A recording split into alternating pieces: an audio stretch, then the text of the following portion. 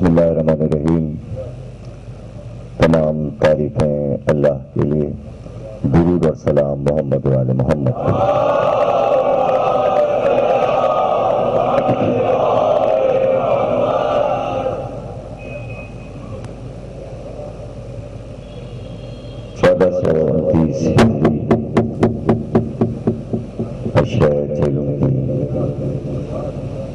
پہلی تقریر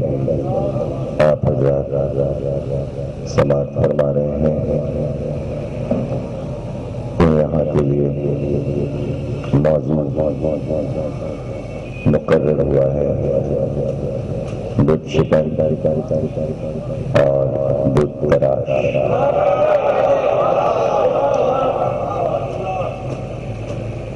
ظاہر ہے کہ آج ہم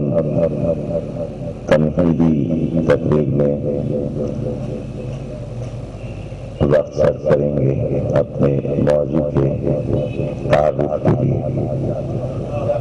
اور اس کے بعد آہستہ آہستہ جیسے کہ ہمیشہ ہر سال ہوتا ہے کہ موضوع کھل کے آپ کے سامنے 2-3 تقریروں کے بعد آپ سے موضوع واضح ہو جائے گا۔ موضوع کا پس منظر، چونکہ ہر موضوع کے کئی رخ ہوتے ہیں اور ان کو سمجھانا بہت ہی اہم ہوتا ہے، ضروری ہوتا ہے کہ یہ پوری دنیا جب سے خلق ہوئی ہے اور زمین پر انبیاء کی آمد شروع ہوئی اور اللہ کی طرف سے انسانوں کی ہدایت کا سلسلہ شروع ہوا، تو اس میں آغاز سے ہی ابتدائے انسانیت اور ابتدائے نبوت سے ہی بت پرستی رائج ہو گئی اور دنیا کے تمام انسان اس میں ملوث ہو گئے اور وہ ان کا پسندیدہ مذہب بن گیا۔ تمام آسمانی کتابوں کو آپ دیکھیں گے، تورات، انجیل، زبور اور قرآن تو پورے قرآن کو پڑھ جائیں گے آپ، تو جو کچھ انبیاء کی تبدو ہے، کوشش ہے اور زندگی کے شب و روز ہے، وہ سب اسی میں صرف ہو گئے کہ یہ بری عادت انسانوں سے کیسے چھڑائی جائے۔ یعنی کل نبوت کی تعریف ہی یہ ہے کہ انسانوں سے بت پرستی کو کیسے چھڑایا جائے، اس لیے کہ اللہ نے اسے شرک قرار دیا اور انبیاء سے یہی کہلوایا کہ ان سے کہو کہ جو رب ہے اسی کو رب مانے اور اپنے پسند کے خدا نہ بنائیں۔ جھگڑا یہ تھا۔ اب یہ شرک کی داستان بھی ہے، بت پرستی کی داستان بھی ہے، یہی انبیاء کی داستان ہے، یہی اسلام کی تاریخ ہے، سب کچھ یہی ہے۔ تو لا الہ جو ہے، جو آج مسلمانوں میں رائج ہے اور ظاہر ہے کہ ہمارے لیے ایک خدا امتیاز ہے کہ ہم لا الہ کو اہمیت دیتے ہیں کہ یہ لا الہ کے بعد انسان پاک ہو جاتا ہے، اور جہاں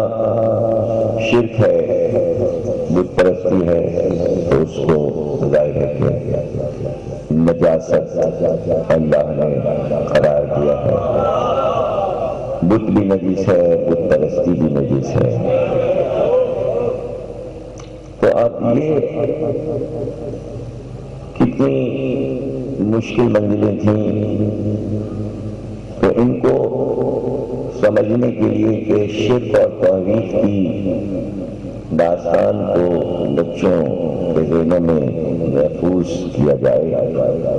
کہ بھائی یہ جنگ کیسے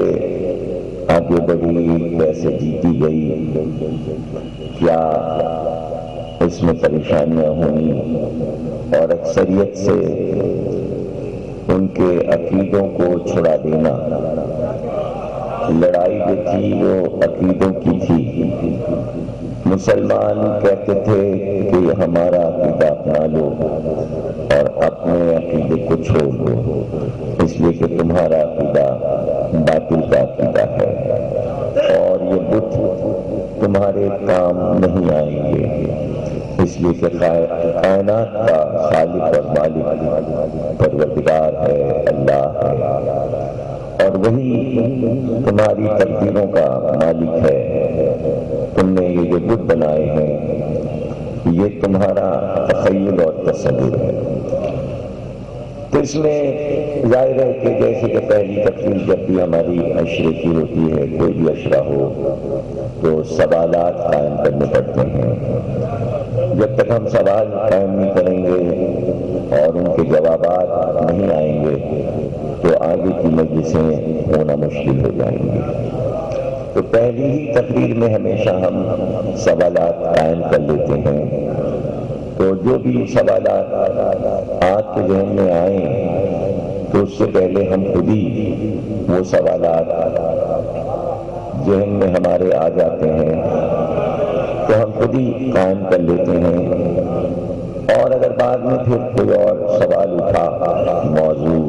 واضح ہونے کے بعد تو اس کا بھی جواب ہم دے دیتے ہیں۔ اور عام طور سے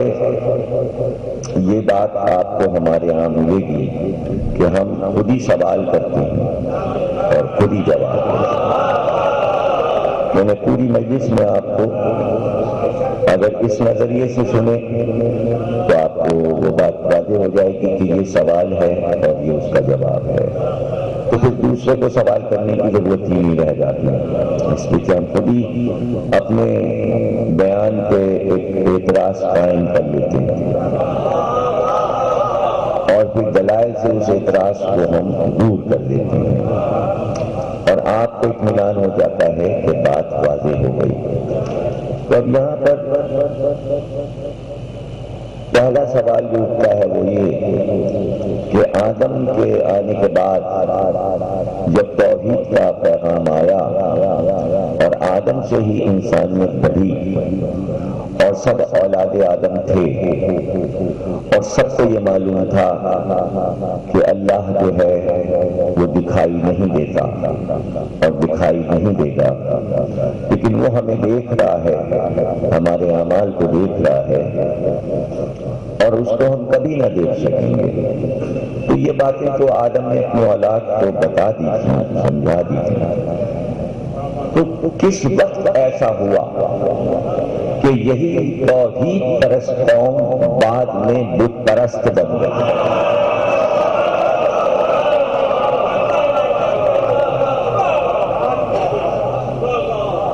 تو یہاں پر ظاہر ہے کہ دو بیٹے آدم کے، حابیل اور قابیل، تو حابیل تو ظاہر ہے کہ قتل ہو گئے اور قابیل زندہ رہا، اور خوف سے بھائی کو قتل کرنے کے بعد وہ ہندوستان چلا گیا، عرب سے نکل گیا، یعنی عرب علاقوں سے شام اور عراق اور عرب، مکہ، مدینہ،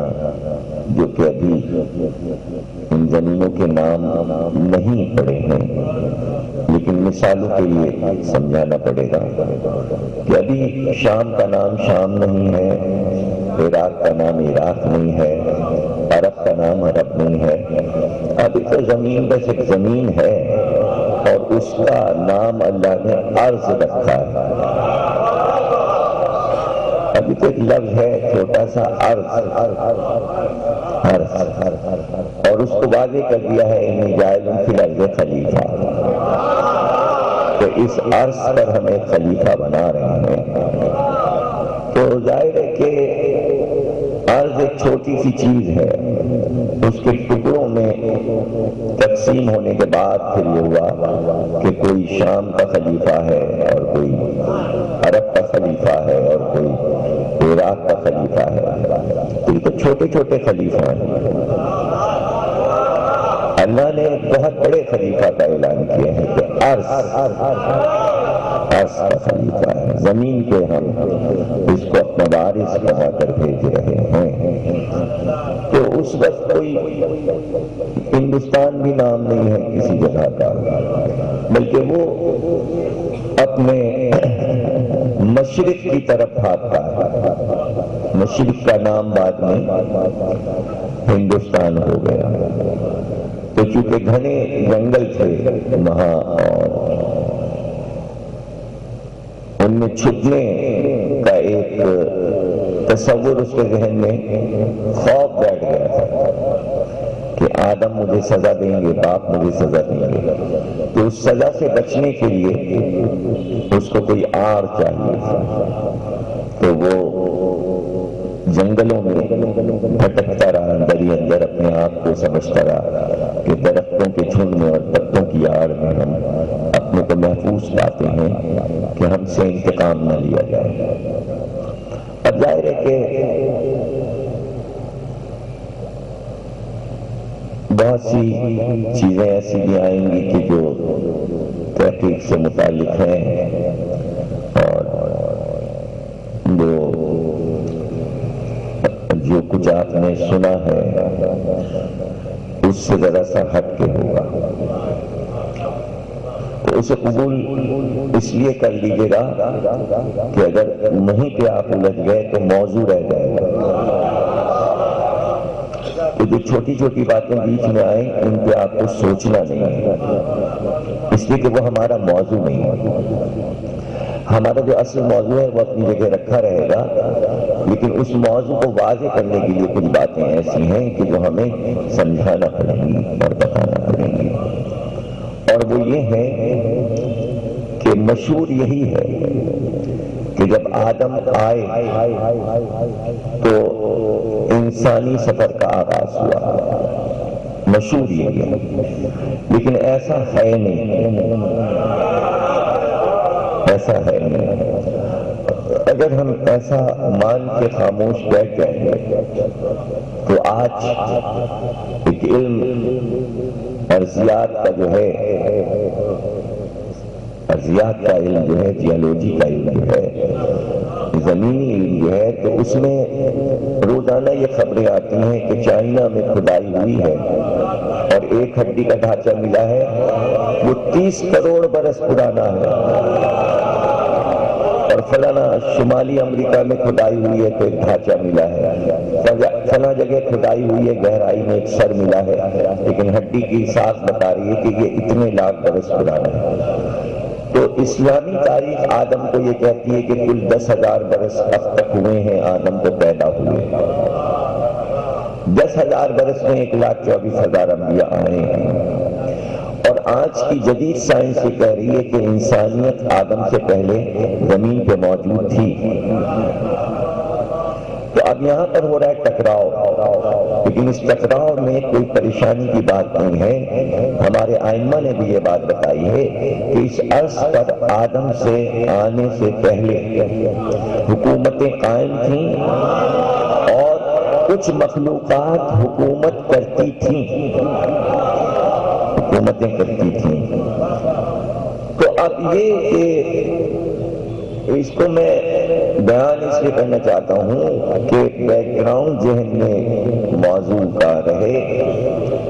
تو جب قابیل وہاں جنگلوں میں چھپا تو اس میں ان عجیب و غریب خلقت انسانوں کو دیکھا اور وہ ان سے آہستہ آہستہ مانوس ہوا، مانوس ہو گیا، اور ظاہر ہے کہ اسے اطمینان ہو گیا کہ اب ہمارا باپ کا سامنا نہیں ہوگا، اور انہی میں رہنے سہنے لگا، تو انہی کی عادات و اطوار اس میں آ گئی، اور پھر انہی میں کی عورت اس کی زوجہ بن گئی، اور اس کی نسل چلنا شروع ہو گئی۔ اب اس کی نسل جو پھیلتی ہے تو وہ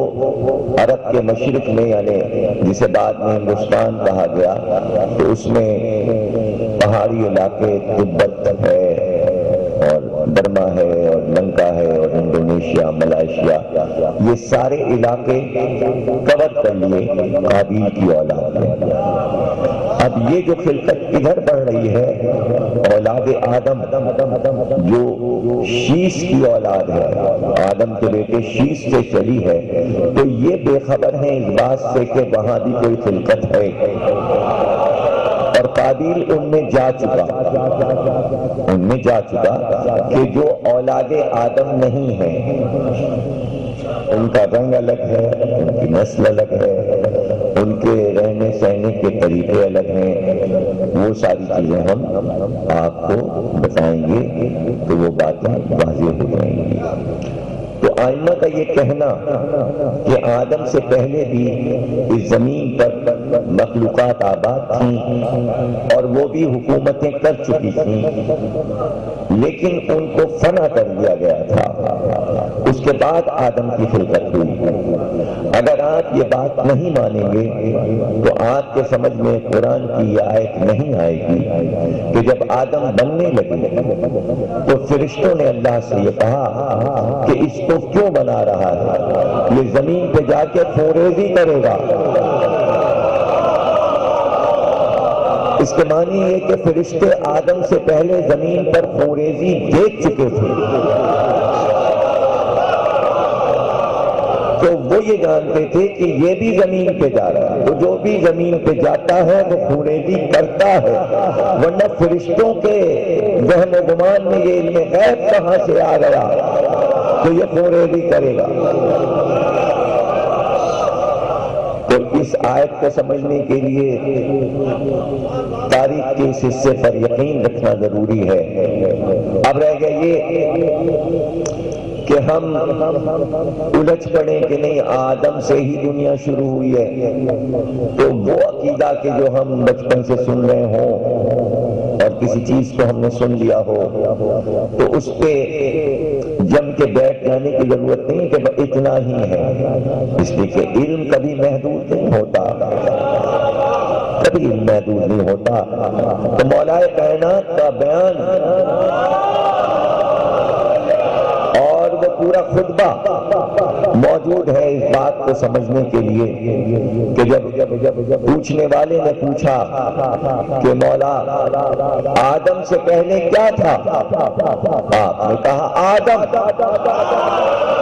اس نے کہا اس آدم سے پہلے کیا تھا، آپ نے کہا آدم، تو اس آدم سے پہلے کیا تھا، کہا آدم،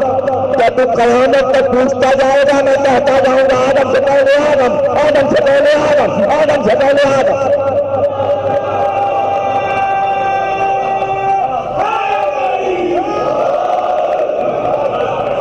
تو جب میں یہ کہا کرتا ہوں کہ قرآن کے ساتھ اہل بیت کو اس لیے چھوڑا کہ اگر کوئی آیت تشنا رہ جائے اور آیت سے یہی پتا چلے کہ بس دنیا کا آغاز کسی آدم سے ہوا، تو قرآن اگر جواب نہ دے تو علی سے پوچھو کہ آدم سے پہلے آدم تھا، آدم سے پہلے آدم تھا۔ اگر یہ بات اہل بیت کی نہیں مانو گے جو کہ قرآنی بات ہے، یعنی جو قرآن میں نہ ہو اور اہل بیت کہے تو وہ قرآن کی ہی بات کہیں، اس لیے کہ دونوں مل کے قرآن بنتا ہے۔ یعنی دو چیزیں چھوڑیں، یعنی ایک چیز ہے اس کے دو حصے ہیں، یا تو یہ بتائیں گے یا یہ بتائے گا، یا یہ بتائے گا یا یہ بتائے گا، باتیں دونوں کی برابر ہوں گی۔ یا قرآن کہہ دے کہ آدم سے پہلے آدم تھا، یا علی کہہ دے آدم، بات ایک ہی ہوگی۔ وہ آیت سے کم بات نہیں ہوگی، وزن اس کا وہی ہوگا۔ دیکھیے علی کی بات کا وزن اور قرآن کی آیت کا وزن برابر ہوگا، پلہ اوپر نیچے نہیں ہوگا، اس لیے کہ لفظ رکھا ہے ثقلین، شکل کہتے ہیں وزن کو، ثقلین مانے دو وزن، دو پلے ہیں برابر کے، ثقلین۔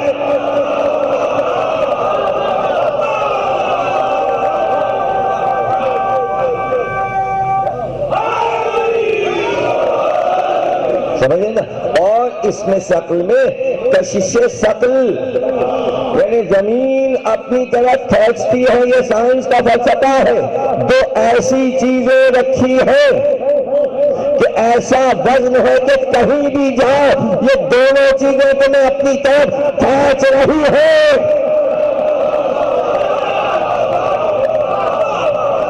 تم بھاگ کے نہیں جا سکتے، یہ دونوں وزن ہیں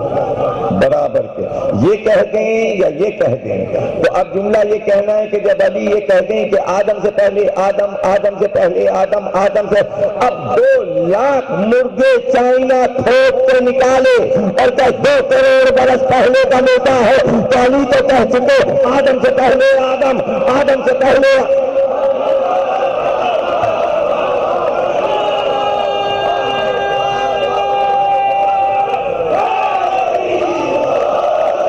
اب کیا پریشانی ہے؟ اب کیا پریشانی؟ گویا یہ لیٹسٹ خبریں اسلام کو عاجز کرنا چاہتی ہیں کہ تم یہ کہہ رہے ہو خلقت انسانی آدم سے ہوئی، یا مذہبی گروہ جو بھی ہوں، انجیل والے، توریت والے، ہر کتاب کہہ رہی ہے خلقت انسانی کا آغاز آدم سے ہوا۔ تو گویا چیلنج کرتے ہیں کہ ہم سائنسداں ایسی ایسی چیزیں لا رہے ہیں، دین ناقص ہے، دین ناقص ہے، دین ناقص ہے۔ اس دن کے لیے رسول اللہ نے کہا تھا کہ کہیں دین کو ناقص نہ کہہ دیا جائے، اس لیے اہل بیت کو چھوڑ کے جا رہے ہیں۔ اور پھر اس بات کو سمجھ، یہ اس وقت کے لیے بات نہیں تھی کہ میں قرآن اور اہل بیت چھوڑ رہا ہوں اور کوئی کہے کہ قرآن تو رہ گیا اہل بیت نہ رہے۔ اہل بیت رہنے کا مطلب یہ ہے کہ جو لفظ کہا ہے، لفظ قرآن بھی ہے، لفظ اہل بیت بھی ہے، لفظ تو ہے، ان کے بھی لفظ ہے۔ ہم نے مردہ چائنا کا دیکھا نہیں، اخبار میں پڑھا ہے، تو لفظ کا جواب لفظ ہے، یا قرآن کا لفظ دو یا علی کا۔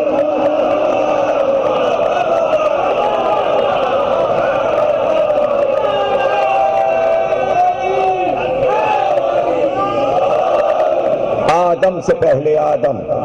آدم سے پہلے آدم، آدم سے پہلے آدم۔ جب ماضی یہ ہے کہ آدم سے پہلے آدم، آدم سے پہلے آدم،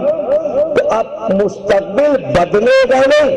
ایمان سے پوچھا گیا جب قیامت آ جائے گی، دنیا ختم ہو جائے گی، اس کے بعد کیا ہوگا؟ اس پر کہا آدم، پھر آدم، پھر آدم، پھر آدم، پھر آدم۔ اب یہ باتیں تو وہی سمجھیں جو معرفت والے ہوں، یہ تو وہی سمجھیں جو معرفت والے ہیں۔ اب رہ گیا یہ کہ آدم کی صورتیں کیا ہوں گی۔ وہاں پہ ہم ٹھہرتے ہیں ذرا سے، قابیل کا جانا، جنگل میں چھپنا، قوم کا ملنا، وہ تو وہاں رک گیا نا۔ جو چیز جہاں رکے گی کہیں سے بھی شروع ہو جائے گی، گھبرائیے گا نا کہ فلاں چیز رہ گئی، یہ رہ گیا، یہ رہے گا کچھ نہیں۔ ابھی تو میں شاخیں موضوع کی کھول رہا ہوں، اب پکڑنا تو آپ کا کام ہے کہ تمام شاخوں کو پکڑ کے رکھیے گا اور گنتے رہیے گا۔ وہ شاخ وہاں چھوڑی تھی، دیکھیے اس کا جواب تیسری میں ہوا، فلانی بات پہلی تقریر میں وہاں چھوڑی تھی، 5ویں تقریر میں اس کا جواب آیا۔ یہ تو آپ کا لطف رہے گا نا، تاکہ آپ کا دل لگا رہے موضوع میں۔ اور یہ سارا خطابت سب کچھ جو ہے نا، یہ ذہن کی ورزش ہے۔ ثواب اپنی جگہ، وہ ثواب یہی ثواب ہے کہ ذہن تیز ہوتا رہے۔ ثواب اسی لیے رکھا گیا ہے کہ آپ کی نجی زندگی میں اعضاء جتنے ہیں وہ درست رہیں ذکر اہل بیت سے، یہی ثواب ہے۔ دیکھیں ثواب کا فلسفہ یہ ہے کہ آپ کو فائدہ پہنچے دنیاوی، دیکھیے آنکھوں کو پانی کی طہارت دے دی، دماغ کو ورزش دے دی، دل کو محبت دے دی، ہاتھوں کو عمل دے دیا، پیروں کو منزل دے دی۔ اب جہاں منزل نہ ہو، جہاں عمل نہ ہو،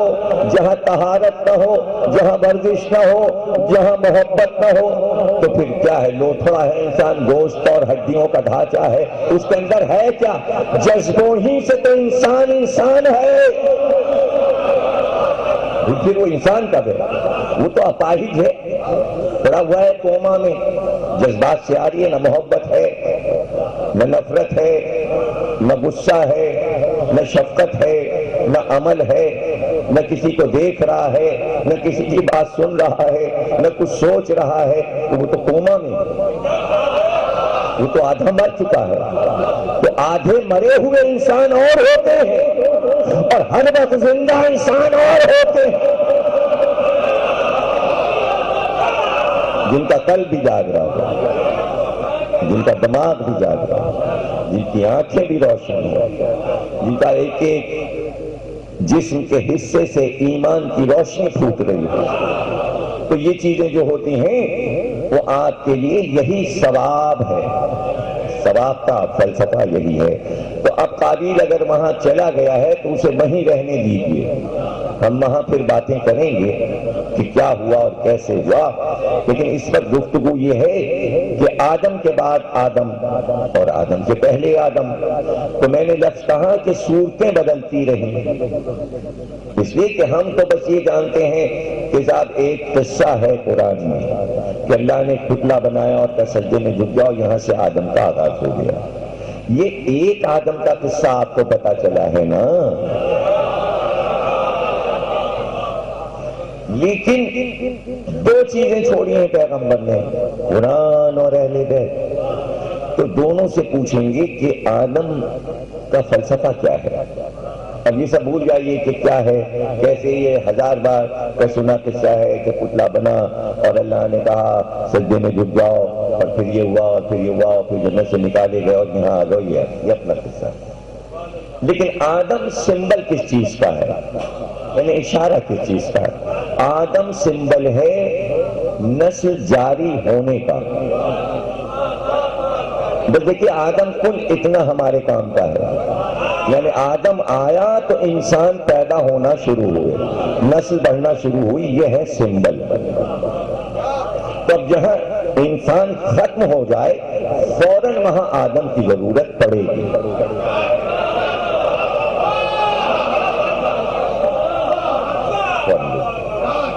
اچھا اب یہ بھی سمجھ لیجیے کہ تمام دنیا کے انسان آدم کی اولاد نہیں ہے۔ یہ والا جو آدم ہے جس کی نسل میں سرکار دو عالم آئے ہیں، اس آدم کی نسل میں تمام دنیا کے انسان نہیں ہیں۔ میری اس بات کو یاد رکھیے گا، بحث کی ضرورت نہیں، آگے کی تقریروں میں یہ جملہ کام آئے گا۔ کیا آپ یہ تصور کر سکتے ہیں کہ آدم ایک باپ سے سرکار جیسا خوبصورت پیدا ہو اور یوسف جیسا حسین پیدا ہو اور اتنے باسمت لوگ ابراہیم، اسماعیل، زکریا اور یحییٰ جیسے پیدا ہوں، اور اسی آدم سے افریقہ کے سارے کالے پیدا ہوں، اور اسی آدم سے چائنا کے نچپتے پیدا ہوں، اسی آدم سے بلند قامت بھی پیدا ہوں اور جاپان کے چھوٹے چھوٹے بچے بھی پیدا ہوں۔ یہ کیسے ہو سکتا؟ تو فیصلہ ناممکن ہو جائے گا۔ دیکھیے ایک باپ کے فرض کیجئے 6 بیٹے ہیں، 5 ہیں، 4 ہیں اور آگے 7 بھی ہوتے ہیں اور زیادہ بھی ہوتے ہیں، لیکن تمام بچے اگر بیٹھے ہوں اور باپ بھی بیٹھا ہو تو آج کے دستور کے مطابق آپ سب کے چہرے دیکھیں گے اور پھر باپ کو دیکھیں گے تو بہت، یعنی آپ بہت ہی کم نظر بھی خدا نہ کرے ہوں گے، کم نظر سمجھے، یعنی بہت کم جوہری ہوں گے آپ، کہ آپ ہیرے کو پرکھ سکیں، تب بھی آپ اتنا ضرور کہہ دیں گے یہ ایک باپ کے بیٹے ہیں، یہ سب آپس میں بھائی ہیں۔ پورے فیس کٹ تو باپ والے نہیں ہیں، کسی نے پیشانی لے لی ہے باپ سے، کسی نے آنکھیں، کسی نے ابرو، کسی نے ناک، کسی نے ہونٹ، کسی نے ہاتھ، کسی نے گردن، یعنی کچھ نہ کچھ ایسا ہے کہ اسی باپ کا یہ بیٹا ہے۔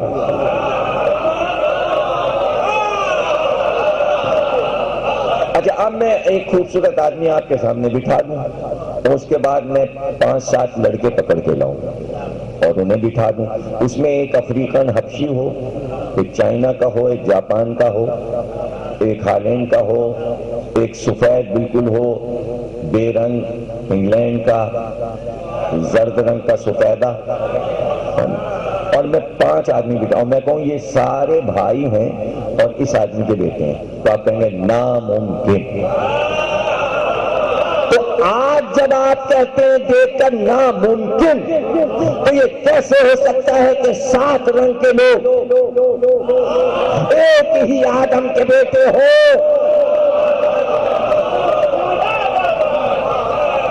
ایسا نہیں، ان سب کا آدم الگ الگ ہے،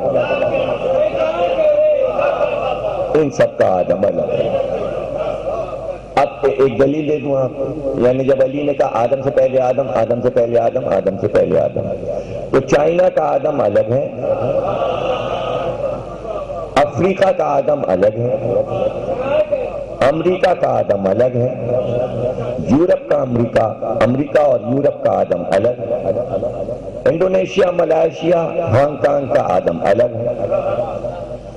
عرب، ایران، عراق، شام کا آدم الگ ہے۔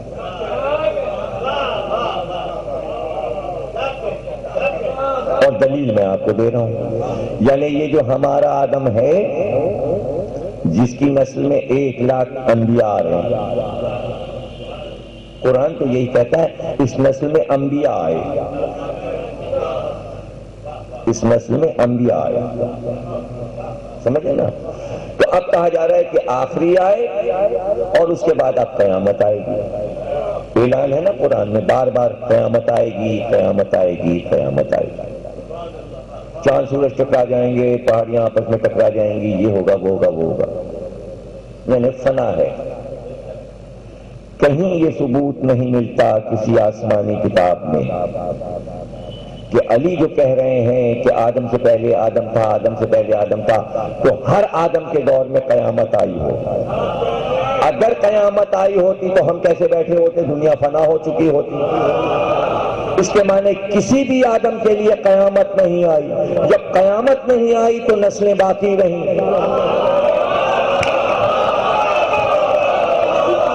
اب ظاہر تمدن تھا نہیں، بڑے بڑے صحرا تھے وہ کہیں چھپے ہوئے تھے، عربوں کو نہیں معلوم کہ چائنا میں بھی کوئی انسان آباد ہے اور افریقہ میں بھی آباد ہے۔ اب آپ کہیں گے اس کا کیا ثبوت ہے؟ اس کا کیا ثبوت ہے کہ 200 سال تک مشرق و مغرب کو یہی نہیں معلوم تھا کہ امریکہ بھی کوئی ملک ہے؟ ارے ترقی ہو گئی اور پھر نہ پتا چلا۔ بچوں کو پڑھانا پڑتا ہے واسکو دی گاما اور کولمبس، ایک ہندوستان دریافت کرتا ہے اور ایک امریکہ دریافت کرتا ہے، 2 کشتیبان ہیں۔ تو بھائی انڈیا کی بھی خبر نہ تھی، اسپین والے انڈیا نہیں جانتے تھے، ہالینڈ، اسپین، فرانس کے بادشاہوں اور ملکاؤں نے مل کر بھیجا کہ تلاش کرو، تو وہ نکلا تھا امریکہ تلاش کرنے، واسکو دی گاما، اور پہنچ گیا انڈیا، اور کولمبس انڈیا تلاش کرنے نکلا تھا اور پہنچ گیا امریکہ۔ یہ نہیں آپ کو قصہ معلوم؟ بھائی وہ نکلا تھا انڈیا کی تلاش میں، انڈیا یہ ہے نا نوک لنکا، یہ تو یہ سمندر ہے، وہ بجائے اس کی طرح سے ترچھا ہوتا کہ انڈیا کے نقشے کی طرح جا، وہ سیدھا نکل گیا اور پورا راؤنڈ لے کے وہ اوپر جاپان سے ہو کے واپس ہوا تو راستے میں امریکہ مل گیا۔ بھائی وہ اسپین سے امریکہ کی طرف نہیں گیا، جیسے ہم جاتے ہیں لندن سے امریکہ جا رہے ہیں، تو لندن سے اڑے اور ہم ہوتے ہوئے ایک پورے گرین لینڈ کے چھوٹے سے جزیرے کو پار کیا ہم نے، چھوٹا سا سمندر، اور ہم بالکل کینیڈا کے اندر گئے اور وہاں سے مڑے ہم، اور بوسٹن اور یہ سب ہوتے ہوئے پھر نیو یارک وغیرہ ہم ادھر سے یعنی امریکہ کے اندر ہی سفر کرتے ہیں۔ یعنی جہاں چوڑا سمندر آپ دیکھتے ہیں نا لندن، اور یہاں سے جہاز نہیں جاتا، جہاز یورپ کے اندر اندر اڑا ہوتا، جہاں سے چھوٹا سا سمندر ہے وہاں سے اندر داخل ہوتا ہے، اوپر سے جہاں سے جڑ رہا ہے امریکہ اور جاپان اوپر سے، اور وہ کینیڈا کی طرف سے پھر امریکہ میں گھستا ہے جہاز۔ اس لیے کہ اتنا بڑا سمندر اگر پار کرے تو سمندر کے اوپر کی جو ہوائیں ہوتی ہیں وہ جہاز کو ٹھہرنے نہ دیں، جہاز ٹھہر نہیں سکتا۔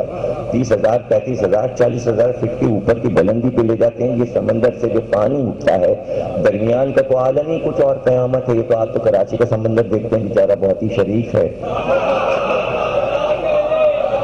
وہ اندر کے سمندر میں ان قیامتیں ڈھائی ہوئی ہیں، قیامتیں ڈھائی ہوئی ہیں، تو ادھر سے تو نہیں جا سکتے۔ تو اب وہ راؤنڈ لے کے ادھر سے آ گئے، وہ سمجھے انڈیا، چلانے لگے جہاز میں، او زمین نظر آ گئے، او دیکھو انڈیا آ گیا، او دیکھو انڈیا آ گیا، خوش ہے انڈیا آ گیا۔ اتر پڑے کولمبس صاحب اور ان کے سارے ساتھی، وہ 2-4 لوگ انہوں نے دیکھا پتے باندھے گھوم رہے ہیں، لال لال رنگ کے لوگ تھے وہ، گلابی گلابی، انہوں نے کہا ریڈ انڈین، ریڈ انڈین۔ بیچاری اس قوم کا نام ہی ریڈ انڈین ہوگا، ہیں امریکہ کے، کہلاتے ہیں انڈین، اس لیے کہ کولمبس اسے انڈیا سمجھتا رہا، امریکہ کو، یعنی بڑی جگہ کو چھوٹی جگہ سمجھا، تو وہ بڑا بن کیسے سکتا ہے؟ پہلی نظر میں چھوٹا ہی نظر آیا، اب کتنا ہی بڑا کیوں نہ ہو جائے مشرق والوں کی نظر میں وہ چھوٹا ہی سا رہے گا، سماتا ہی نہیں نظر میں، اس لیے کہ ایشیا بڑا ہے، ایشیا امریکہ سے بڑا ہے، ہم بڑے اس میں رہتے ہیں، بر اعظم میں، ایشیا میں رہتے ہیں۔ تو یہ ساری کہانیاں جو بتائی جا رہی ہیں، جو بچوں کو پڑھائی جا رہی ہیں، تو اسی سے پتہ چل رہا ہے کہ کہاں انسانوں کو انسانوں کی خبر تھی۔ تو اس وقت جب ذرائع ابلاغ نہیں تھے اور سواریاں نقل و حمل کی آزادی نہیں تھی اور چیزیں موجود نہیں تھیں، مہیا نہیں تھیں، تو یہ کیسے پتہ چلے کہ لنکا میں کون آباد ہے؟ اونچی اونچی پہاڑیوں پہ چڑھ کے کون پتہ لگائے کہ تبت میں کون آباد ہے؟ تو پھر ہمالیہ پہاڑی کا کیا پتہ کہ اس کے اوپر کیا ہے؟ یہ تو ابھی تک دیکھیں نا، ابھی تو سائبیریا پورا دریافت نہیں ہوا، ابھی تو جزیرے سارے دریافت نہیں ہوئے، پوری عرض ابھی دریافت نہیں ہوئی ہے، ہوگی۔ اگر دریافت ہو جائے تو پھر یہ یقین سے کہا جائے کہ جزیرہ خضرا کہاں ہے۔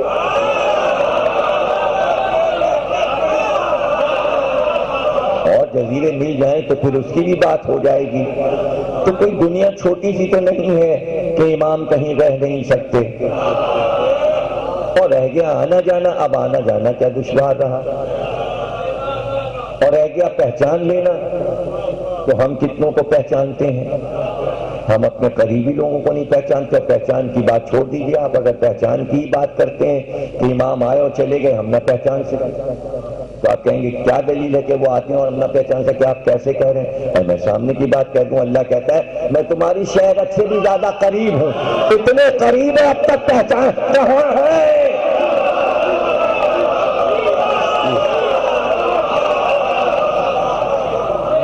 اتنے قریب ہے، تو پتہ چلا سب سے قریب ہم سے وہ ہے، جب اسی قریب والے کو نہ پہچان سکے تو بھائی نہ قریب والے پہچان پاتے ہیں نہ ہم قریب والوں کو پہچان پاتے ہیں۔ اسی لیے یگانہ چنگیزی نے کہا کہ بھائی قریب بیٹھنے والے بھی تو قریب بیٹھے ہوئے، اور ایسے قرنی نے پوچھ لیا تھا کہ بھئی دیکھا تو ہے نا تم نے رسول اللہ کو، دونوں ابرو ملے ہوئے تھے یا الگ الگ تھے؟ یہ ضروری نہیں کہ جسے آپ روز دیکھ رہے ہوں تو اسے پہچان بھی لیا، جاننا اور ہے پہچاننا اور ہے۔ برسوں دوستیاں ہوتی ہیں، مزاجوں کا پتہ نہیں چلتا، چہرہ پورا یاد نہیں رہتا. تو یہ بھائی انسان شناسی بھی ایک علم ہے، اور کون پڑھتا ہے انسان شناسی میں؟ تو یہ بھی ایک علم ہے. اگر آپ انگلینڈ جائیں تو آپ کو ایسے میوزیم وہاں پر بنے ہوئے مل جائیں گے کہ دنیا کی خلقت سے پہلے زمین پہ کیا تھا، اور وہ چیزیں انہوں نے رکھی ہوئی ہیں کہ جو دریافت ہوئی ہیں. ڈائناسور ہیں، یہ ہے، پہلے ہاتھی ایسے تھے، اونٹ ایسے تھے، بڑے بڑے تھے اور گھٹتے گئے اور ایسے ہو گئے، یہ شکلیں تھی. اور وہ جانور نہیں پائے جاتے. وہ پرندے آج ادب میں بھی، لغت میں بھی آپ دیکھیں گے کہ ہما پرندے کا نام ہے. اس کو عنقا بھی کہتے ہیں، اسے ہما بھی کہتے ہیں، لیکن صرف ادب میں نام ہے، لغت میں نام ہے. اور اتنا زیادہ ہے کہ مرثیوں میں دیکھ لیجئے، غزل میں دیکھ لیجئے، تو اس کے لیے مشہور ہے کہ جس کے سر پہ ہما بیٹھ جائے وہ بادشاہ ہو جاتا ہے. تو اب اسی لیے سے کہتے ہیں عنقا، عربی میں عنقا کہتے ہیں، فارسی میں اس کو ہما کہتے ہیں. اور جب وہ اڑتا ہے اور اگر نکل جائے یہاں سے کراچی سے، تو پورا سورج اگر نکلا ہو تو جب وہ کراچی پر سے پرواز کرے گا تو پورے کراچی میں اندھیرا ہو جائے گا، رات ہو جائے گی. اس لیے کہ اس کے پر جو ہیں وہ کراچی پہ حاوی ہو جائیں اگر وہ اڑ کے چلا جائے. تو جس کے سر سے اتر جائے اگر کراچی سے چلا جائے تو سارے کراچی کے لوگ بادشاہ ہو جائیں. مثل مشہور. اب دیکھیے اس کا نام عنقا ہے، لوگ بولتے ہیں اونقا، عام طور سے محاورہ ہے عنقا کہ فلاں چیز. ارے بھائی کراچی میں آٹا عنقا ہو گیا، شکر عنقا ہو گئی. تو عنقا نہیں، اصل لفظ ہے عنقا، لیکن ہم چونکہ سب لوگ مل کے بولتے ہیں عنقا، تو عنقا ہی بولیں گے تاکہ سمجھ میں آئے. تو کیوں کہتے ہیں یہ کہ صاحب فلاں چیز عنقا ہو گئی؟ اس لیے کہتے ہیں کہ جانے کہاں وہ پرندہ چلا گیا. اس کے معنی وجود وہ نہیں ہے، لیکن اپنا وجود دے رہا ہے. لغت میں، ادب میں، طلسم میں، ہوش ربا میں، الف لیلا کے قصوں میں، ہر جگہ موجود ہے اور پورا حاوی ہے، اپنے پورے وجود کے ساتھ ادب میں موجود ہے، لیکن غیب میں ہے. اور لوگ مان رہے ہیں، لفظ بھی استعمال کر رہے ہیں.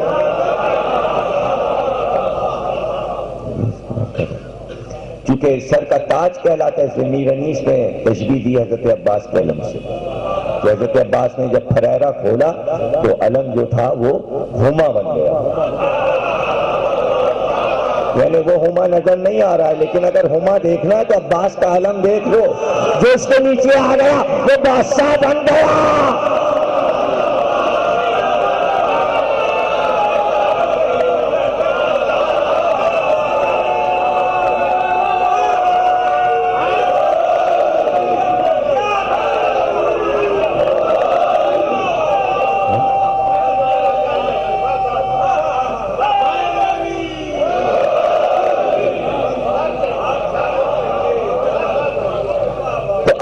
ظاہر ہے کہ ایسی چیزیں وجود، تاریخ کہتی ہے کہ ان چیزوں کا وجود ہے. اور ابھی آپ نے دیکھا 5-10 برس کے اندر پیچھے، اگر 10 برس پیچھے چلے جائیں تو ڈائناسور کا کوئی ذکر نہیں تھا. شدت سے آج کل ہو رہا ہے اور بچے بہت اس سے متاثر ہیں، یعنی ڈائناسور سے بہت متاثر ہیں. منہ سے آگ نکلتی تھی، یہ تھا وہ تھا وہ تھا. تو یہ جنوں کی شکل میں ڈائناسور جو تھے یہی حکومت کرتے تھے زمین پر. اور آپ کو معلوم ہے کہ 2 گروہوں میں لڑائی ہوتی ہے. ڈائناسورس چھوٹے ڈائناسورس کو مارتے ہیں. جب ہسٹری دکھاتے ہیں پرانی تو اس میں یہ بات بتاتے ہیں کہ انہوں نے آگ نکال کے اپنے دوسرے دشمن گروہ پہ پھینکی اور پھر وہ ختم ہو گئے، پھر یہ رہ گئے اور پھر یہ ہوا اور پھر یہ ہوا. یہ سب آپ کو معلوم ہے جو آج کل دور میں پڑھایا، سمجھایا جا رہا ہے، دکھایا جا رہا ہے. تو اس حساب سے یہی بات اسلامی ہسٹری کہتی ہے کہ آدم سے پہلے جو لوگ آباد تھے وہ آگ منہ سے نکالتے تھے اور وہ آگ کے بنے ہوئے تھے. اسی کو انگریز ڈائناسور کہہ رہا ہے اور اسی قوم سے تعلق رکھتا ہے یہ شیطان ابلیس. تو یہ پہلے کا ہے، خلقت آدم سے اس کا تعلق نہیں ہے، یعنی پہلے کی خلقت کا ایک فرد ہے. تو کوئی تو اس کی قوم ہوگی. کوئی تو اس کی قوم ہوگی، اچھا اس کی قوم بھی ہوگی، لیکن اس قوم میں ایسا تو نہیں ہوگا کہ ان کی خلقت بڑھ نہ رہی ہو۔ یہ قوت شیطان کے پاس بھی موجود ہے، خلقت اس کی بڑھ رہی ہے۔ آپ تو مسلمانوں کو ہوئے 1400 برس، تو آپ اربوں ہیں، وہ ہے آدم سے پہلے کا، تو اس کی خلقت بڑھی ہے، تو اربوں انسانوں سے کئی اربوں زیادہ شیطان موجود ہیں۔ اس لیے ایک پر اگر 10 بھی لگے ہیں تو کم ہے، 10,000 بھی وہ لگا سکتا ہے، ایک پر کئی ہزار لگا سکتا ہے، یہ بھی ذکر آئے گا موضوع۔ لیکن ہم گفتگو اس پہ کر رہے ہیں کہ جو بھی آبادیاں آدم سے پہلے کی ہیں، تو اب جب ہمارے آدم آتے ہیں تو وہ سمبل قرار پاتے ہیں نسل کا، تو اب جو بھی قوم ہوگی اس کا جو ہیڈ ہوگا اس کا مقصد ہوگا نسل بڑھنا۔ سمبل کیا ہے؟ نسل بڑھنا، تو جس سے نسل بڑھے گی وہ آدم کہلائے گا۔ تو آدم سے پہلے آدم ہوگا، آدم سے پہلے آدم ہوگا، آدم سے پہلے آدم ہوگا، تو جہاں نسل ختم ہو جائے اور صرف آدم رہ گئے، تب اللہ یہ چاہے گا اس آدم سے نسل بڑھے۔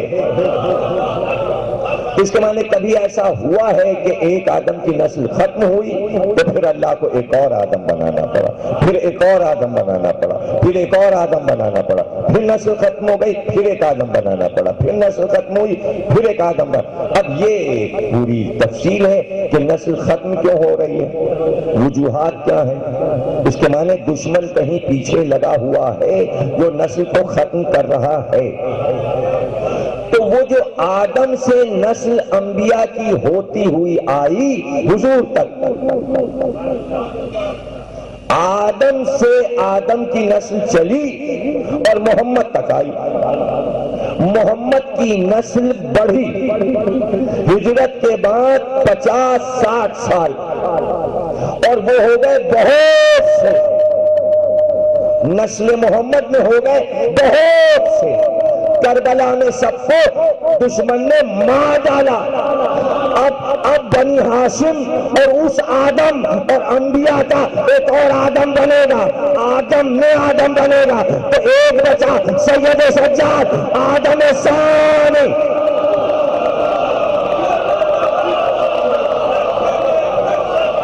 اس لیے سید سجاد کو کہتے ہیں آدم ثانی۔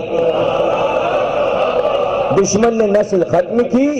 پھر سے نسل چلی، پھر سے نسل رہ گیا یہ کہ نسل ختم ہوئی اور پھر نسل چلی۔ یہاں پر ایک شرط ہے یعنی نسل ختم ہو جائے قربانی سے، نسل پھر چلے، شرط کیا ہے؟ قربانی اگر دی ہے تو نسل چلے گی، اگر قربانی نہیں ہے تو نسل نہیں چلے گی۔ اس لیے ابراہیم سے کہا گیا اسماعیل کی قربانی دو تاکہ نسل چلے۔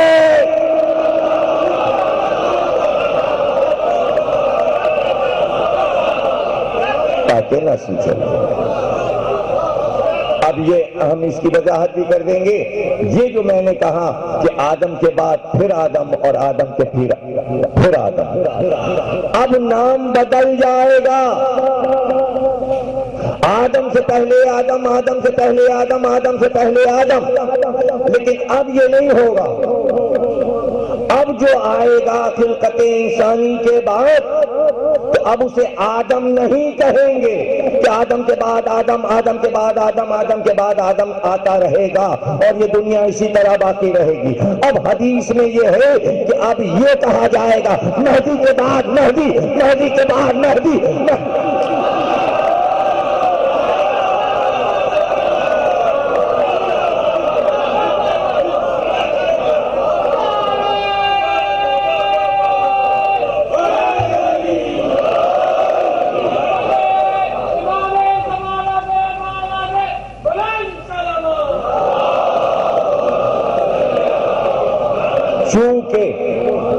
چونکہ ظہور کے ساتھ شیطان کا قتل ہے،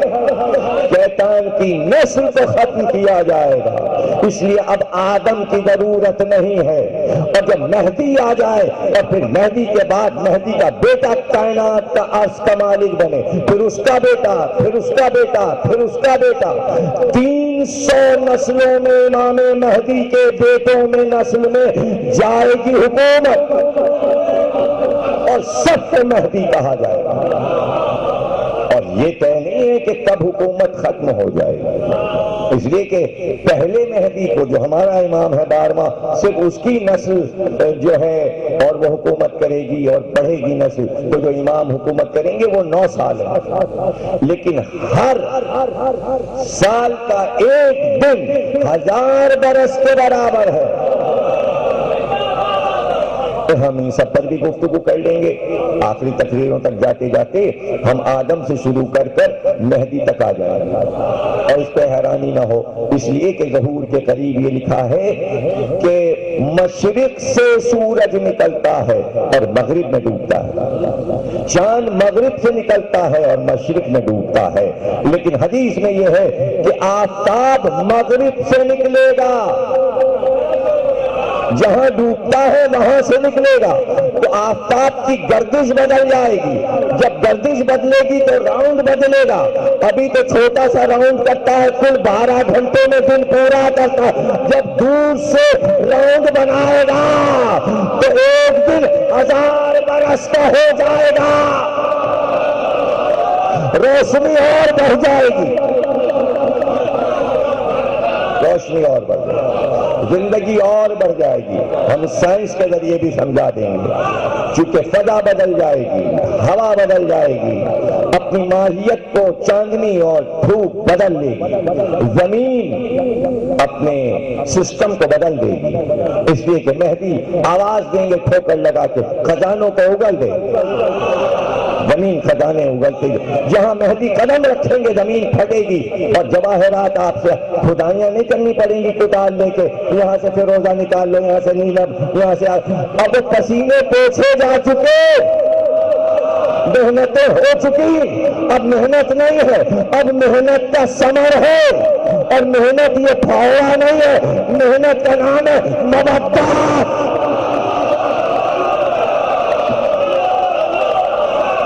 ریاضت کا نام ہے محبت، محبت علی۔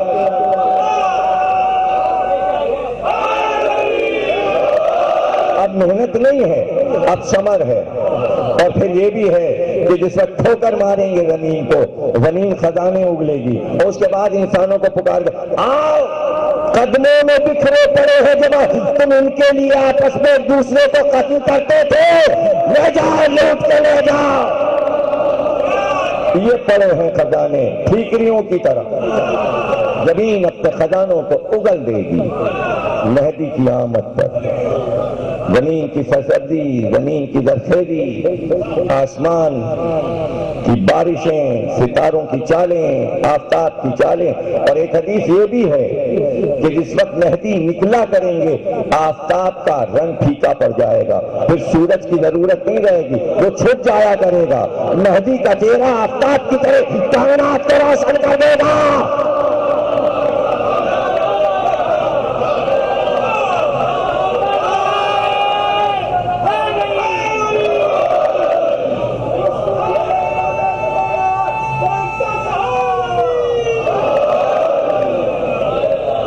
معلوم آپ نے پہلی تقریر ماشاءاللہ اتنے شان سے سنی ہے، تو پھر یہیں سے ایک جملے سے تقریر کے آخری خدائی کے جملوں کو ادا کرتے ہوئے کہ آدم آئے تو آدم کی عزت، آدم کی آبرو اور آدم کا فخر اللہ نے عطا کیا کہ آدم کی نسل میں محمد آئے تو فضائلوں کی بھرمار محمد پہ کر دی۔ تو مجھے کہنے دیجئے کہ اگر سادات کے آدم سید سجاد ہیں تو ان کا فخر امام مہدی، جیسے 1,24,000 انبیاء کے معجزات سرکار کو دے دیے گئے، میں سمجھتا ہوں کہ تمام آئمہ کے معجزات علی سے لے کر حسن عسکری تک سب امام مہدی کو دے دیے۔ دیکھیے آدم سے لے کر عیسیٰ تک سب محمد کا انتظار کر رہے تھے۔ اس طرح آغاز سے امامت اور نبوت کسی اور کا انتظار کر رہی ہے۔ وہ اپنے وقت محمد تھے، یہ اپنے وقت محمد، انتظار وہاں بھی تھا، انتظار یہاں، اور دونوں الگ نہیں ہیں، قامت میں ایک، چہرے میں ایک، خلق میں ایک، خلق میں ایک، وہی نفیس چہرہ، وہی ریش مبارک، وہی رخسار کا تل، وہی حسن، وہی شانیں، وہی ہاتھ، وہی چال، وہی رفتار، وہی گفتار، تاکہ بتائیں کہ نسل محمد کیا ہوتی ہے، نسل محمد کیا ہوتی ہے۔ اور اللہ نے چاہا کہ ہر دور میں میرے محبوب کی ایک تصویر موجود ہے۔ اس سے پتہ چلتا ہے کہ اللہ کو اپنے حبیب سے کتنی محبت تھی۔ تو ہر دور میں ایک تصویر ظالموں نے مٹائی تھی، علی اکبر کو نیزہ لگا کے شہید کیا تھا، تو اللہ نے ایک اور تصویر اپنے حبیب کی رکھی تھی، اسے کہتے ہیں امام محمد باقر، اور جابر سے کہہ دیا تھا، جابر کو بتا دیا تھا کہ جب ملاقات کرنا تو تم دیکھنا وہ رفتار میں، گفتار میں میری شبیہ، اس کا نام میرا نام ہے، اور جابر جب اس کی خدمت میں پہنچنا تو میرا سلام کہنا۔ کربلا میں 5 برس کے تھے امام محمد باقر، اور پھر آل محمد کے گھر کا بچہ ہو تو پورے واقعے کربلا کے گواہ اگر سید سجاد غش میں تھے تو محمد باقر در خیمہ پر تھے۔ سکینہ بی بی کو در کے اندر پردے کے پیچھے سے پکارتی تھی الاتش، لیکن آپ کا یہ 5واں امام تو خیمے کے در سے باہر آ جاتا تھا۔ اب علی اکبر جا رہے تو پکار کے کہا ہوگا چچا آپ پر بھتیجے کا سلام۔ حسین دادا ہیں تو عباس بھی دادا ہیں، بچے نے چچا کو بھی رخصت کیا ہوگا، چچا نے کہا ہوگا، علی اکبر نے کہا ہوگا بھتیجے کے سر پہ ہاتھ رکھ کر، محمد باقر نے قاسم کو جاتے ہوئے بھی دیکھا ہوگا، اور دوڑ کے اس لیے آ گئے ہوں گے کہ چچا بھی ہیں اور ماموں بھی ہیں۔ قاسم کی بہن امام محمد باقر کی ماں ہے فاطمہ بنت حسن۔ تو اب ذرا میں آپ سے صرف تصور کروانا چاہتا ہوں کہ 5 برس کا بچہ جوان ہوا، پھر اسے امامت ملی، اور وہ بیٹھا ہے اپنی محفل میں، اور ایسے میں محرم کا چاند ہو گیا اور عزادار آئے، تو اب جو کچھ بیان کریں گے محمد باقر یہ بتائیے کہ وہ سارے واقعات آنکھوں کے سامنے آتے جاتے ہوں گے اور کہتے ہوں گے ہاں میں اب بھی دیکھ رہا ہوں وہ علی اکبر جا رہے ہیں، وہ قاسم جا رہے ہیں، اور جب یہ کہتے ہوں گے کہ ہم دیکھ رہے ہیں علی اکبر کا لاشا آ رہا ہے، قاسم کا پامال لاشا آ رہا ہے، عباس کا خون بھرا علم آ رہا ہے، تو آپ خود بتائیے کہ مجلس میں کیا قیامت ہو جاتی ہوگی۔ اور اگر کبھی راوی نے یہ پوچھ لیا کہ آپ کے والد گرامی اکثر کہتے تھے الشام الشام الشام، ذرا اس کی وضاحت تو کر دیجئے، اس کی وضاحت تو رو کے کہتے تھے، ہمیشہ کہتے جب کوئی کربلا کا واقعہ 5ویں امام سے پوچھتا تو رو کر یہ کہتے کہ جتنا تمہیں بتایا گیا ہے اس کو کافی سمجھو، ہم نے تم سے سب چھپا لیا، کچھ نہیں بتایا، اگر ہم تمہیں سب بتا دیتے تو نسلیں جی نہ پاتی اور سن کر تم مجلس میں مر جاتے، بس اتنا سن لو کہ الشام الشام اس لیے کہا کہ اتنے تازیانے بچوں پہ پڑے اور ہر بچے کو بچانے کے لیے میری دادی زینب بچے پہ گر جاتی اور سارے تازیانے میری دادی زینب کی پوست پہ پڑتے. جتنے تازیانے میری دادی زینب نے کھائے دنیا میں اگر کوئی کھاتا تو مر جاتا، مگر میری دادی زینب مدینے تک آئی.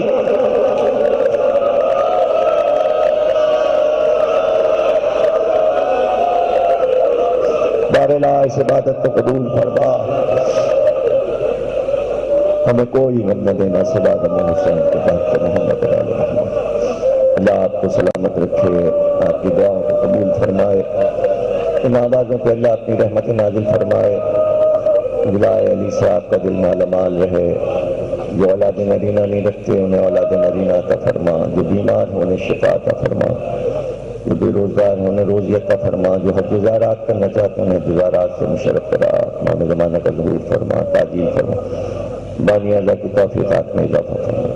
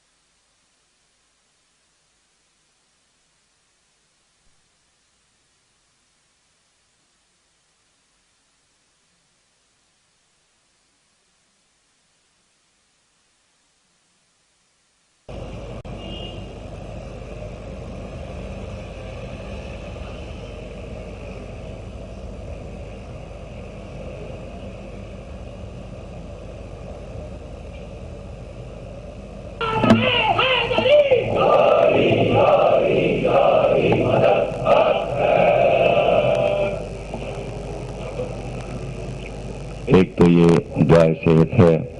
سیدہ عشرت فاطمہ جو کہ شدید علیل ہیں، بیمار کربلا اور امام رضا علیہ السلام کے صدقے میں صحت کلی اللہ تعالیٰ. سید رضی حیدر زیدی صاحب کی طرف سے یہ دعا ہے. اعلان ہے 13 صفر یعنی انشاءاللہ کل 12:30 بجے دن میں سید علی حسن کاظمی صاحب کے کوٹھی پر طارق روڈ مکان number 147 block 2 PECHS society housing society میں، اور اس پہ پرچے پہ نقشہ بنا ہوا بہت آسان ہے پہنچنا. آپ ایسے دیکھیں گے سگنل سے چلیں گے تو یہ مکان ہے ان کا، بہت ہی آسان ہے، یعنی باب الحوائج کی دوسری گلی میں. تو کل انشاءاللہ آپ حضرات شرکت فرمائیں، بہت اچھی شاندار مجلس ہوتی ہے، ان کا اعضا خانہ بھی دیکھیں. اور ان کے یہاں جناب سیدہ کا جو دروازہ میں نے اپنی کتاب میں چھاپا ہے اس کو انہوں نے بڑا کلرڈ کرا کے اپنے اعضا خانے میں لگایا، اس کی بھی زیارت کیجیے گا. اور نیاز بھی ہے، یعنی کہ مطلب اتنی دور آپ جائیں گے تو ایسا نہیں ہے کہ کھانا نہ ملے. اور بعد مجلس ذوالجناح کی زیارت بھی ہوگی، اور ہمارے بہت ہی عزیز قریب اور ہمارے چچا ہیں اور بہترین سوزخان ہیں اور ریڈیو پاکستان کے سابق ڈائریکٹر بھی رہ چکے ہیں کوئٹے میں اور یہاں کراچی میں زاہد نقوی صاحب، بہت عمدہ سوستان ہیں، پاک و ہند کے بہترین تحت اللفظ میر نیز بھی پڑھتے ہیں اور مجلس میں تشریف فرما ہے۔ ان کی بیٹی شدید علیل ہیں۔ آپ حضرات سب لوگ مل کر دعا کیجیے کہ بعد کے جناب سید سجاد ان کی بیٹی کو اللہ شفا کلیہ عطا فرمائے۔ تو آج اعلانات سے ہی سمجھ لیجیے مجلس کا آغاز ہو رہا ہے۔ تو اب جب سب کے اعلان ہوئے تو میں اپنے ادارے مرکز علوم اسلامیہ کے بھی 2-3 اعلان کر دوں، اس لیے کہ کل سے ہمارے ادارے کے لوگ بھی کہہ رہے ہیں کہ آپ اعلان نہیں کرتے۔ ابھی لیٹسٹ ترین جو کتاب ہماری آئی ہیں وہ 3 کتابیں آئی ہیں، اور یہ ایسے موضوعات ہیں کہ جن پر لوگ پریشان ہوتے ہیں اور مواد نہیں ملتا اور اس پہ بحثیں ہوتی ہیں۔ تو صلح حسن ایک موضوع رہا ہے، تو میں نے اس میں ثابت کیا ہے کہ اس کو صلح نہ کہیے بلکہ وہ حضرت امام حسن کی فتح ہے۔ تو اسے جب آپ پڑھیں گے تو آپ پتہ چلے گا کہ خدا کے دشمن کو شکست ہوئی اور حسن کو فتح ہوئی، اور کس طرح شکست اور فتح کا فیصلہ اس میں ہوا ہے۔ یہ زیادہ ضخیم کتاب نہیں ہے، اسے بچے بھی بہت آرام سے پڑھ سکتے ہیں۔ 117-18 صفحے کی کتاب ہے، اور چونکہ اس میں صفحے پورے کرنا ہوتے ہیں چھپنے کے اعتبار سے، اس لیے 8 صفحے مرزا دبیر کا مرثیہ امام حسن علیہ السلام کی شان میں، اور اس کا مطلب ہے کیا خلق حسن تھا حسن سبز قبا میں، کیا خوب فضائل تھے شہ ارض و سما میں، سر سجدہ حق میں تو قدم راہ وفا میں، دل یاد خدا میں تو زباں ذکر خدا میں، ان کے لیے قرآن تھا وہ قرآن کی خاطر، سینہ سے پر حفظ تھا ایمان کی خاطر۔ اور پھر بہت ہی فضائل کا ایک دریا لکھا ہے، سر پاک سے تسینہ انور، محبوب الہی سے مشابہ تھا وہ سرور، بہت عمدہ برس ہے آسان زبان میں۔ اور دوسری کتاب ہماری جو ہے وہ شہزادی زینب کبریٰ،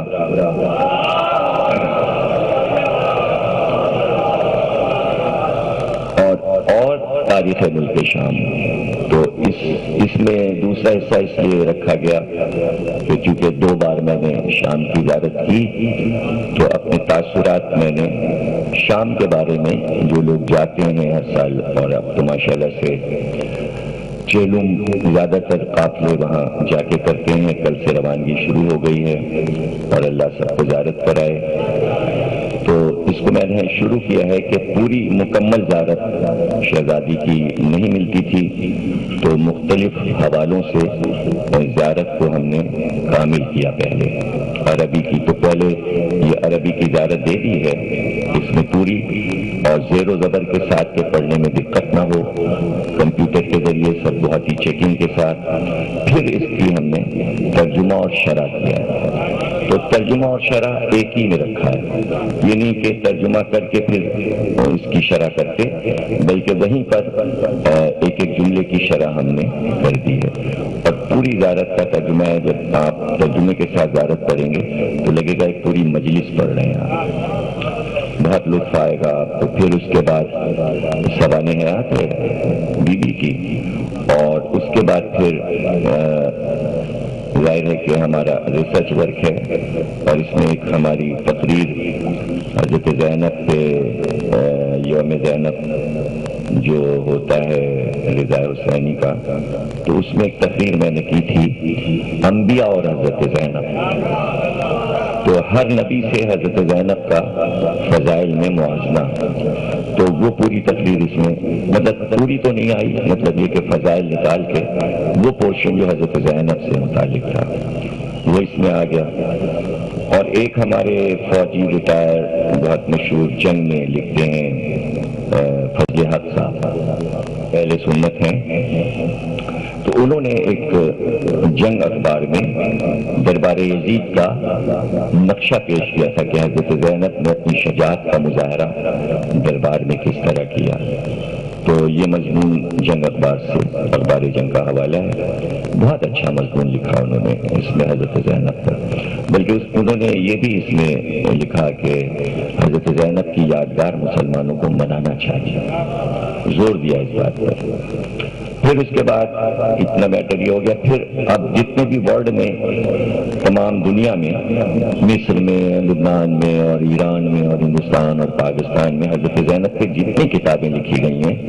پوری فہرست میں نے تمام کتابوں کی دے دی، تاکہ اگر کوئی حضرت زینب پہ ریسرچ کرنا چاہے، کوئی جوان یا کوئی بچی ذاکرہ، تو تمام کتابیں مصنف کے نام اور یہ کہ کتاب آرام سے حضرت زینب پہ پوری 118 کتابیں حضرت زینب پہ یہ میں نے۔ اس کے بعد پھر ہمارا ایک نوحہ ہے نواب رامپور کا، بہت مشہور چونکہ جگہ تھی، تو یہ نوحہ زینب کی دعائی تھی کہ لوٹی ہائے رے بھیا، یہ ہندی نوحہ دے دیا۔ اس کے بعد پھر جناب علی، یہ میرا پہلا سفر نامہ ہے شام کا، الشام تو اس کو ہم نے پورے شام کے حوالے سے ایک ایک چیز بتائی ہے، اور جو غلط فہمیاں ہیں، سفین کا میدان ہے، پھر ہمارے یاسر کے روزے کی ڈیٹیل ہے، پھر اویس قرنی کے روزے کا حال لکھا ہے، پھر اس کے بعد یہ ابی ابن کعب کی قبر پہ 2 سال سے یہ شروع ہوا کہ لوگ جا کے اس پہ لاتے مارتے تھے، توڑ دی قبر کافی انجمن کے لڑکوں نے کہ یہ مولا علی کا صحابی نہیں ہے، تو پھر یہ ہوا کہ وہاں روزے میں پاکستانیوں پہ پابندی لگ گئی اور اندر نہیں جا سکتے جب سے قبر توڑی، تو یہ میں نے بتایا کہ وہ ابی ابن کعب کی قبر نہیں ہے۔ یہ غلط فہمی محققین کو ہوئی کہ اس کو، اور یہاں میں نے بتا دیا ہے کہ ابی ابن کعب جو ہے وہ حضرت عمر کے عہد حکومت میں 19 ہجری میں مدینے میں مر گیا، اور صفین کب ہوئی ہے؟ سوچیے مولا علی کے زمانے میں ہوئی، تو ابی ابن کعب وہاں کیسے پہنچ جائے گا؟ تو چونکہ نام وہاں پر لکھ دیا تختی پہ غلطی سے لوگوں نے تحقیق کیے بغیر، تو یہ میں نے بتایا کہ وہ قبر اصل میں ابی ابن کعب کی نہیں ہے، بلکہ وہ ایک دوسرے حضرت علی کے صحابی ہیں، اور خزیمہ بن ثابت جن کے وجہ سے مرتجس کو خریدا گیا تھا، جو انہوں نے گواہی دی تھی، اور یہ صفین میں مولا علی کی طرف سے لڑتے ہوئے شہید ہوئے، ان کی قبر ہے، ان کی قبر ہے۔ تو ایک تو یہ غلط فہمی دور ہو گئی۔ پھر اس کے بعد فرات بہتی ہے شام میں، عراق میں بھی اور فرات شام میں بھی بہتی ہے۔ پھر میں نے حال لکھا ہے، اور اس کو میں نے حوالہ انجیل سے لیا ہے، اور انجیل کا پورا آیت جو ہے وہ انگریزی میں دے دی ہے کہ فرات کے کنارے ارمیہ نبی نے امام حسین کا مرثیہ پڑھا تھا 1000 برس پہلے، فرات کے کنارے کھڑے ہو کے، تو وہی علاقہ ہے جہاں ارمیہ نبی نے مرثیہ پڑھا تھا، اس لیے اسی فرات کے کنارے سے ٹیم کی لڑائی ہوئی۔ پھر اس کے بعد فرات کا حال، تاریخ بتائیے کہ فرات کیا ہے، قرآن میں فرات کا ذکر کہاں ہے۔ یہ ایسی تحقیق ہے کہ آپ ڈھونڈیں گے تو آپ کو کہیں کسی کتاب میں یہ چیزیں نہیں ملیں گی۔ میں وہی چیزیں لکھ رہا ہوں کہ جو موجود ہیں ان پہ کام نہیں کر رہا ہوں، بلکہ وہ تو موجود ہیں چیزیں۔ تو اس کے بعد پھر یہ کہ فرات کا لفظ اقبال نے کہاں استعمال کیا، اور پھر میر انیس نے کہاں استعمال کیا۔ جتنی بار میر انیس نے لفظ فرات استعمال کیا ہے وہ اشعار میں نے مرثیوں کے لکھ دیے کہ انیس فرات کو کیا سمجھتے ہیں۔ اس کے بعد روضہ حجر بن عدی جو عذرا مقام پر ہے شام میں، پھر اس کی ڈیٹیل ان کی شہادت بتائیے کہ جب بھی آپ ان کے روضے پر جائیں تو آپ کو یہ معلوم ہو کہ یہ کون ہے، اور کتابوں کے حوالے دے دیے۔ پھر شہر دمشق کی پوری کہانی لکھی ہے، شہر کیسے آباد ہے۔ پھر حابیل اور قابیل، حابیل کی قبر کا حال لکھا ہے۔ پھر باب الصغیر میں جو روضے ہیں، پھر شہر حلب کا حال لکھا ہے، اور حلب کے واقعات لکھ کے پھر یہ بھی بتایا کہ میرنیس نے لفظ حلب کہاں کہاں استعمال کیا، تو وہ اشعار ہم نے دے دیے ہیں اس میں تاکہ حلب کے معنی بھی معلوم ہو جائیں۔ اور جناب علی پھر شیریں کا حال ہے، اس لیے کہ حلب سے متعلق یہ حال ہے۔ تو شہر شام کے 12 دروازے تھے، ان کا سب کا حال لکھا ہے، ہر دروازے کا نام لکھ دیا ہے اور یہ بتا دیا کہ اس دروازے کا یہ نام کیوں تھا۔ چھوٹی سی کتاب ہے 200 صفحے کی، لیکن آپ دیکھ رہے ہیں کہ اس میں کیا کیا ہے۔ پھر اس کے بعد ایک دروازے سے اسیروں کا داخلہ، اور پھر اس کے بعد خود حاکم شام کے محل کے 7 دروازے، ایک تو شہر کے دروازے تھے، پھر محل کے 7 دروازے، جن 7 دروازوں کو طے کر کے بیمار کربلا دربار میں پہنچے، اور پھر اس کے بعد دربار کی رودات، اور پھر اس کے بعد دربار کا پورا حال جو کہ ظاہر ہے کہ قلم لرزتا ہے لکھتے ہوئے۔ تو اس کے بعد ہم نے مرزا دبیر کا ایک مرثیہ ہے کہ جس میں انہوں نے اس طرح دربار کا حال لکھا ہے کہ جو ہم آج تک حیران ہیں کہ کیسے اللہ نے ان کی مدد کی، اور انہوں نے اس کو لکھا۔ اور صرف یہ گفتگو ہے کہ یزید نے شمر سے پوچھا ہے کہ مجھے کربلا کا واقعہ سنا دے، اور شمر نے یہ واقعہ سنایا ہے، اور اس میں پھر جیسے جیسے وہ سناتا جاتا ہے اور بیویوں کو رقت طاری ہوتی ہے، وہ درمیان میں وہ بتاتے جاتے ہیں۔ عجیب مرثیہ ہے، عجیب مرثیہ۔ یہ جناب سید ہاشم رضا مرحوم کو یہ مرثیہ پورا زبانی یاد تھا۔ اس کے بعد پھر تاریخ ملک شام شروع ہوتی ہے 3 باب میں،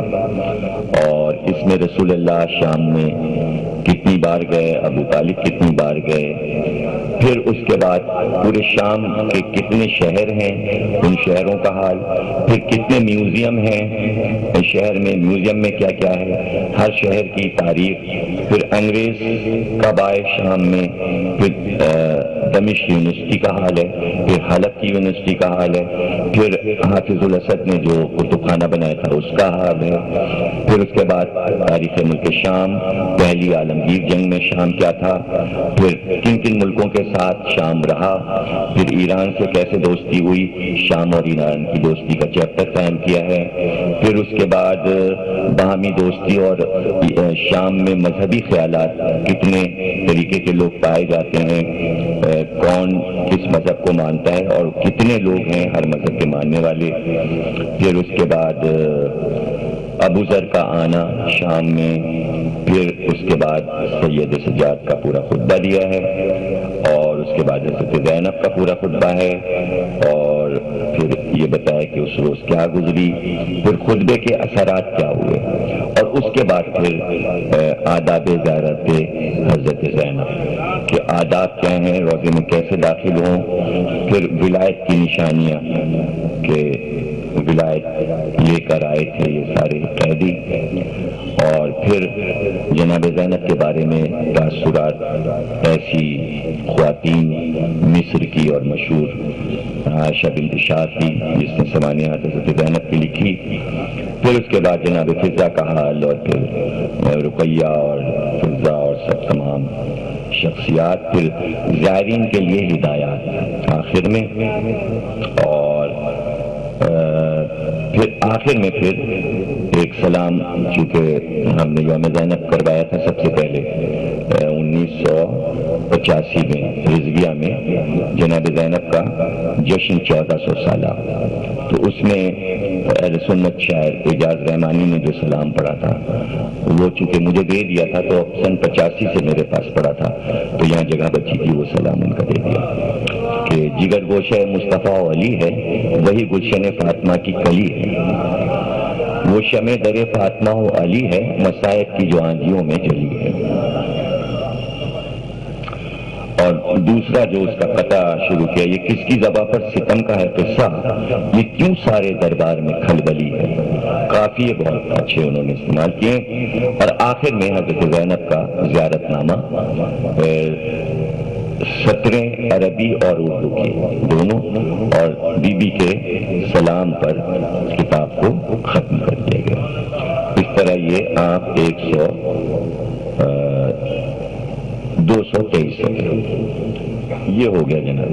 مرکز علوم۔ ہاں ایک کام اور رہ گیا، یہ یہ دیکھیے میر انیس کے 200 سالہ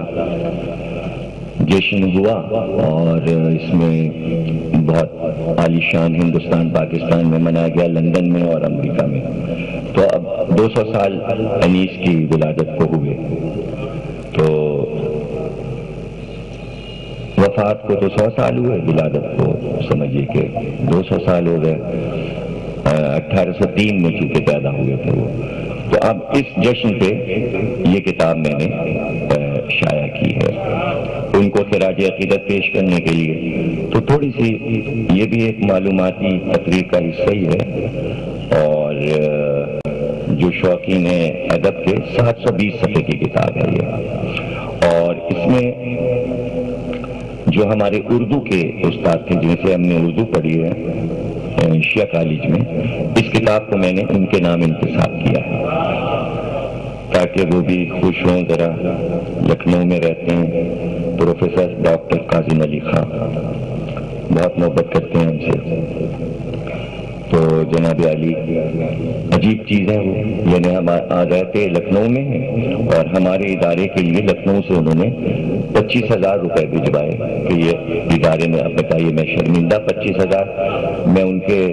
کہاں رکھتا۔ تو میں نے کہا پھر ایسی کتاب چھپے کہ جو ان کے نام ہو جائے۔ تو یہ کتاب ہو گئی، اور اس میں آپ دیکھیں گے کہ یہ وائس چانسلر ڈاکٹر محمود حسین کراچی یونیورسٹی، ان کا مقالہ ہے اس میں پہلے۔ اس کے بعد دہلی یونیورسٹی کے وائس چانسلر ڈاکٹر مسعود حسین کا، اور پھر اس کے بعد الہ آباد ہائی کورٹ کے چیف جسٹس پنڈت آنند نارائن ملا کا مضمون ہے ہندو۔ اس کے بعد پھر ایجوکیشن منسٹر انڈیا ڈاکٹر نور الحسن کا مضمون ہے انیس کے مرثیوں میں فن کی عظمت۔ پھر اس کے بعد لندن یونیورسٹی کے پروفیسر ڈاکٹر ڈیوڈ میتھیوز جنہوں نے انگریزی میں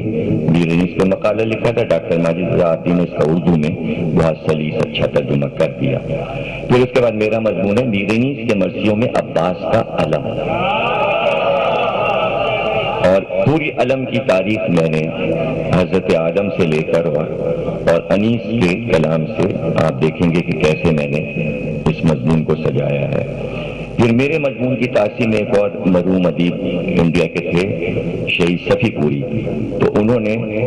میرے مضمون کو دیکھ کر پھر ایک مضمون لکھا، تو میں نے ان کا مضمون بھی دے دیا تاکہ دونوں مضمون آپ دیکھیں کہ چراغ سے چراغ کیسے جلتا ہے۔ اور ہو سکتا ہے کہ وہ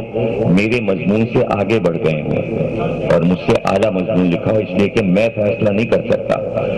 یہ تو جو پڑھے گا وہ پتہ لگائے گا کہ میں نے اچھا مضمون لکھا ہے یا اس ادیب نے جو کہ عمر میں مجھ سے کم 30 برس بڑے۔ پھر اس کے بعد مشہور ادیب کراچی کے اہل سنت سلیم احمد جو حریت کا کالم لکھتے تھے اور ریڈیو پاکستان سے ان کی تقریریں آتی تھی، ان کے مضمون کا عنوان ہے چراغ لے کے کہاں سامنے ہوا کی چلے۔ اس کے فوراً بعد پھر میرا ایک مقالہ اس میں آتا ہے، وہ ہے حسین اور نماز میر انیس کی نظر میں۔ اب جو لوگ یہ کہتے ہیں صاحب ضمیر اختر نماز کے خلاف کر دیتے ہیں تقریر، تو وہ یہ مضمون ضرور پڑھیں کہ میں نماز سے کتنی محبت کرتا ہوں کہ میں نے اپنے پسندیدہ شاعر کے ہاں ہر نماز دکھائی ہے، صبح کی نماز، پھر ظہر کی، عصر کی، مغرب کی، عشاء کی، اور پھر سجدہ آخر حسین کا اس پہ مضمون ختم۔ اس کے بعد جناب علی پھر ایک میرا مضمون ہے اصحاب حسین میر انیس کے کلام کی روشنی۔ پھر اس کے بعد شمس الرحمان فاروقی الہ آباد کے پروفیسر، پھر ڈاکٹر غلام امام ایڈوکیٹ نے انیس اینڈ شیکسپیئر کا موازنہ کیا تھا۔ تو اس مضمون میں نے یہ کیا کہ شیکسپیئر کے انگریزی پوئمز جو تھیں، جو بچے انگریزی اے لیول اور او لیول پڑھ رہے ہیں ان کے لیے آسانی کہ شیکسپیئر کی پوئٹریز بھی میں نے سامنے انگلش میں دی ہیں۔ پھر اس کا میں نے شیکسپیئر کا ترجمہ دیا ہے تاکہ اردو سے شیکسپیئر کا ترجمہ کر کے پھر جب میر انیس کا بند پڑھیں تو سمجھ میں آتا ہے کہ شیکسپیئر انیس سے کتنے 100 برس پہلے تھا، لیکن انیس نے اٹلی نہ دیکھا تھا، نہ شیکسپیئر کا نام سنا تھا، نہ وہ شیکسپیئر سے واقف تھے، لیکن انیس نے وہ سب کچھ کہا جو شیکسپیئر کہہ چکا تھا، لیکن شیکسپیئر سے اچھا کہا، بہت اچھا کہا، وہ خود ہی آپ کو پتہ چل جائے گا۔ تو یوں اس طرح ہمارے ایک کانپور کے ہمارے بہت ہی اچھے عزیز قمر حسین رضوی، تو وہ مرحوم ہو گئے، انہوں نے ایک مضمون بھیجا تھا میر نفیس کے مرثیوں پہ، اس کو بھی میں نے اس میں شامل کر دیا ہے، اور وہ ظاہر ہے کہ یہ ہمارے زاہد نقوی صاحب کے بہت قریبی دوست بھی ہیں یہ قمر حسین رضوی مرحوم۔ تو اس طرح یہ کتاب، چونکہ آپ کے دوست کا بھی اس میں ذکر ہے بھولا بھائی کا، اس لیے یہ کتاب آپ کی نظر ہے۔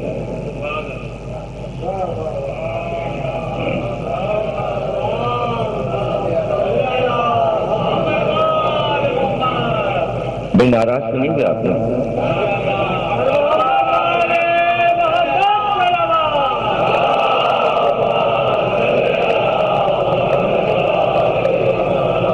دیکھیے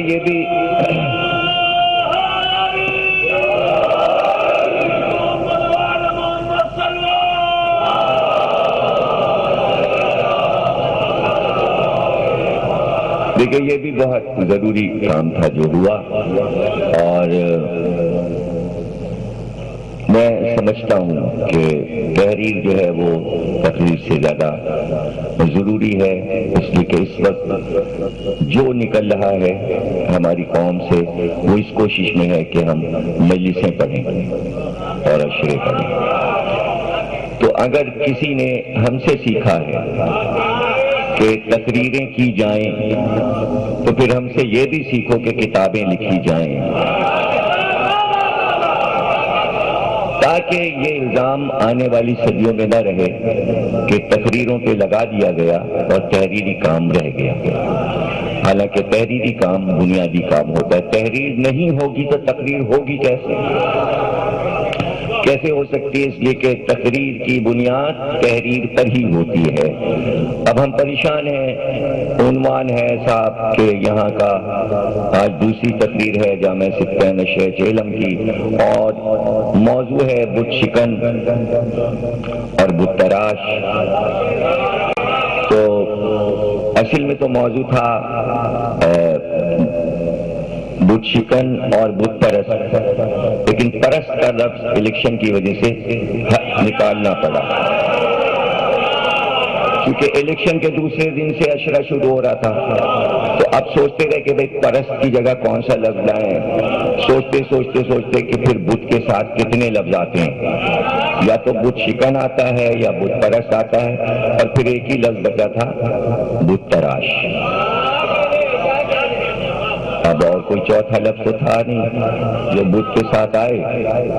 تو موضوع کو چونکہ واضح کرنا تھا۔